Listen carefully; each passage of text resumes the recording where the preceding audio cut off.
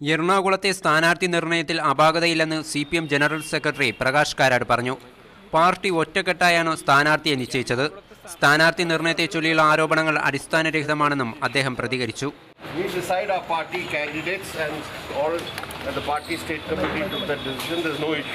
അതേസമയം ഇന്നലെ വിവാദത്തിന് തുടക്കമിട്ട MM ലോറൻസ് പ്രകാശ് കാരാട്ടിന്റെ അഭിപ്രായം അംഗീകരിക്കുന്നതായി പറഞ്ഞു.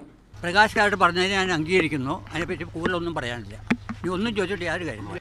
CPM പണം വാങ്ങി സ്ഥാനാർത്ഥിയെ നിശ്ചയിക്കുന്ന പാർട്ടിയല്ലെന്നും ഒരു ചായ പോലും സ്ഥാനാർത്ഥികളിൽ നിന്ന് പാർട്ടി പ്രവർത്തകർ വാങ്ങി കുടിച്ചിട്ടില്ലെന്നും ഇടുക്കി ജില്ലാ സെക്രട്ടറി MM മണി പറഞ്ഞു.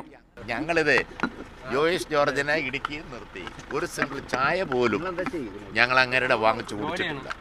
ക്രിസ്റ്റി ഫെർണാണ്ടസിന്റെ സ്ഥാനാർത്ഥി നിർണയത്തിൽ ബാഹ്യ സ്വാധീനമില്ലെന്ന് CPM എറണാകുളം ജില്ലാ സെക്രട്ടറി ദിനേശ് മണിയും പ്രതികരിച്ചു.